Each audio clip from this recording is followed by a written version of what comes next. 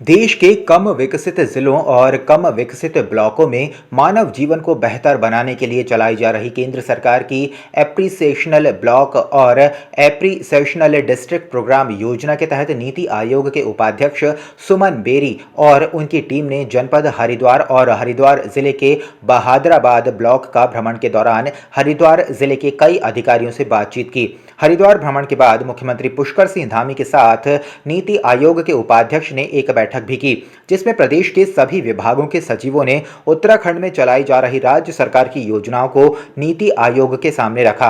वहीं हरिद्वार से भ्रमण करके लौटी नीति आयोग की टीम ने राज्य सरकार की जमकर तारीफ की। नीति आयोग के समक्ष हम हर वर्ष अपने राज्य की जो पूरा रूपरेखा है, आने वाले जो समय की ज़रूरतें हैं, चुनौतियां हैं, उन सभी से अवगत कराते हैं। और इस संबंध में पीछे नीति आयोग की बैठक भी हुई थी और उस नीति आयोग में जो नीति आयोग के द्वारा निर्धारित उनके क्राइटेरिया हैं, उस क्राइटेरिया में उत्तराखंड राज्य अच्छा कर रहा है। सतत विकास को प्राप्त करने में हमने पूरे देश में पहला स्थान हमारे राज्य को मिला है और हमारा प्रयास है कि आगे भी जैसे नदियों को जोड़ने के कार्यक्रम हैं, वनाग्नि है और देश के अंदर सभी राज्यों की अपनी अपनी अलग प्रकार की चुनौतियां हैं। मैदानी क्षेत्र का अलग एक प्रकार का काम है और जो हमारे हिमालयन राज्य हैं उनकी अलग चुनौतियां हैं। और मैंने हमेशा से ही कहा है कि हिमालयन राज्यों की चुनौतियों के अनुसार उनको प्राथमिकता के आधार पर सहायता मिलनी चाहिए।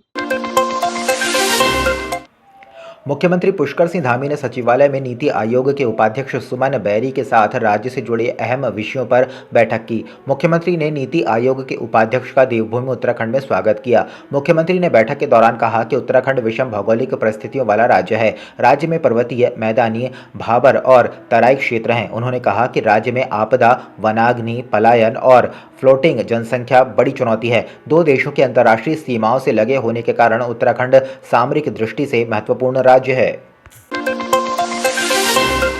भाजपा के प्रदेश अध्यक्ष बीजेपी महेंद्र भट्ट केदारनाथ विधानसभा के उपचुनाव के तहत बीजेपी अगस्त्य मुनि ग्रामीण एवं नगर मंडल के पदाधिकारियों एवं वरिष्ठ कार्यकर्ताओं की बैठक कर बूथ स्तर पर जुटाने का आह्वान किया। उन्होंने अपने संबोधन में कार्यकर्ताओं से कहा, जीत तो सुनिश्चित है, लेकिन सबने केदारनाथ चुनाव में ऐतिहासिक जीत के लिए चंपावत का भी रिकॉर्ड तोड़कर नया रिकॉर्ड बनाने के लिए कार्य में जुटने को अनुरोध किया। अब पार्टी नामांकन की ओर बढ़ रही है। पार्टी प्रत्याशी घोषणा होते ही हम लोग भव्यतम नामांकन ऊखीमठ के अंदर करेंगे। भारतीय जनता पार्टी के प्रत्याशी के साथ साथ सभी कार्यकर्ता उस नामांकन में उपस्थित हो, आम मतदाता उपस्थित हो और नामांकन के दिन ही भारतीय जनता पार्टी की जीत प्रदर्शित हो।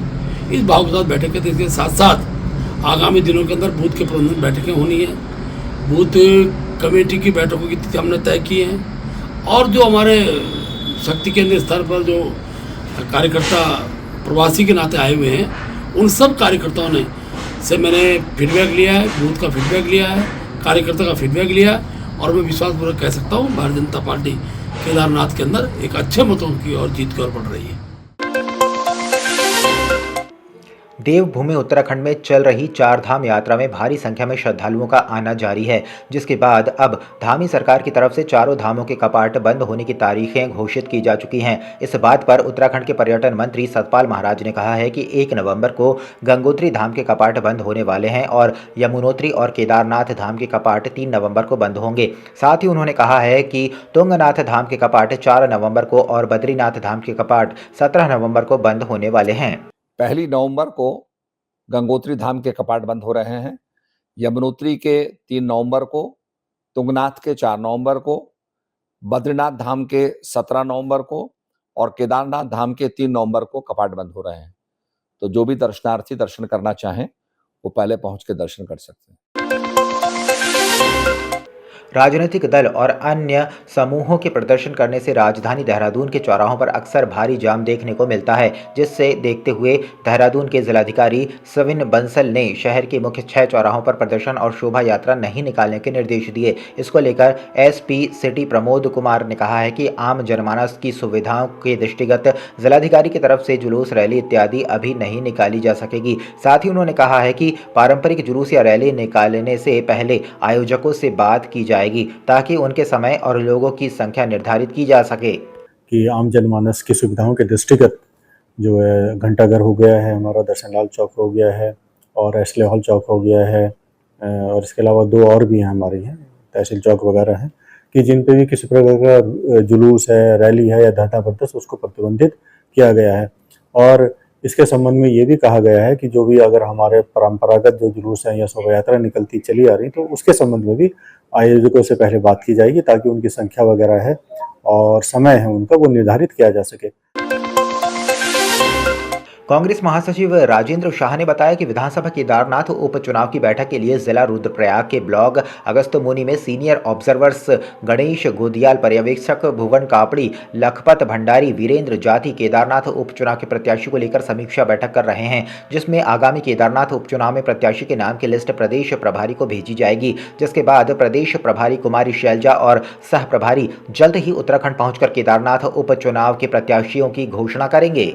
केदारनाथ में कांग्रेस पूरी मजबूती के साथ चुनाव में खड़ी हुई है और निश्चित तौर पर आज हमारे जो चारों पर्यवेक्षक हैं वो अगस्त्यमुनि पहुंचे हुए हैं। अगस्त्यमुनि में बैठक चल रही है, जितने दावेदार उन दावेदारों से व्यक्तिगत रूप से बात की जा रही है, क्षेत्रों से क्षेत्र पंचायत सदस्य से लेके जिला पंचायत सदस्य से लेके ग्राम प्रधान तक, जितने उत्तराखंड के केदारनाथ विधानसभा में जितने भी हमारे कार्यकर्ता हैं, तमाम लोग, ज्यादा से ज्यादा लोग अगस्त्यमुनि पहुंचे हुए और वहां फीडबैक लिया जा रहा है। और निश्चित तौर पर फीडबैक लेने के बाद आज और कल 2 दिन पर्यवेक्षक वहां पर चारों रहेंगे और जल्दी ही जो भी फीडबैक होगा वो माननीय प्रभारी जी को दिया जाएगा और बहुत जल्दी प्रभारी जी भी उत्तराखंड में आकर एक दौरा कम से कम तो यहाँ पर लगाएंगे और उसके बाद तमाम नेताओं से बात करके टिकट डिक्लेयर किया गया।